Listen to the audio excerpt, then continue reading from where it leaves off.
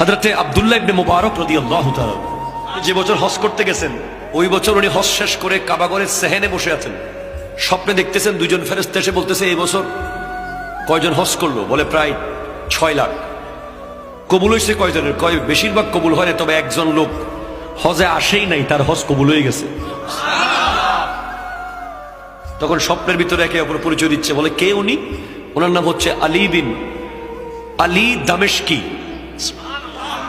আলী দামেশকি, ঠিকানা কোথায়? ওনারা কথা বলছে ফেরেশতারা স্বপ্নে।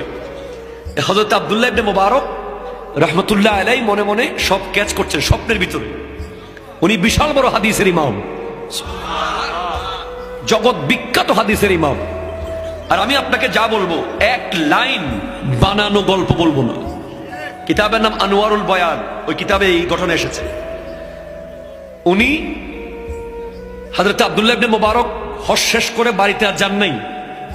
বলে যেই লোক হজে আসে নাই কিন্তু আল্লাহ হজ কবুল করেছে, আমি তাকে একটু দেখতে যাব। এবার খুঁজতে খুঁজতে উনি দামেস্ক চলে গেলেন। দামেস্কে যাওয়ার পর উনি খবর নিলেন আলী নামে কে। অনেক আলীর খবর পাইলেন। শেষে একজনকে পাইলেন যিনি, যাকে দেখে মনে হলো ইনি হওয়ার সম্ভাবনা আছে। ইনাকে জিজ্ঞেস করছে, আপনি কি এবার হজে যাওয়ার কথা ছিল? বলে জি। আল্লাহ তো আপনার হজ কবুল করেছে।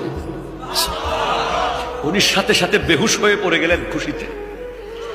যখন ওনার হুশ ফিরে এলো, ওর রহস্য বলেন তো, হজের যাওয়ার আগের সময়টাতে কি কাহিনী হয়েছে, এখানে কি সমস্যার কারণে আপনি যেতে পারলেন না? বলে আমি একজন মুসি,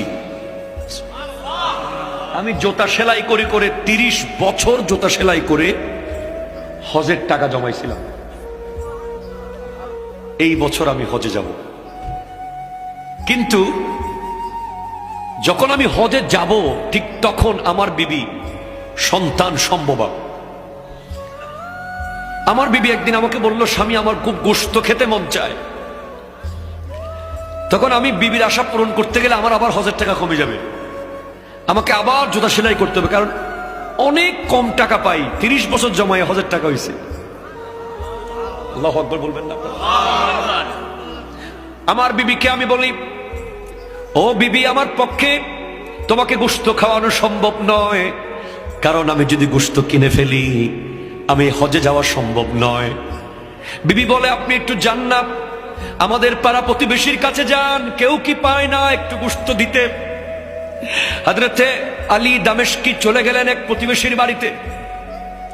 ওখানে গোশত রান্না হয়। প্রতিবেশীকে গিয়ে বলে,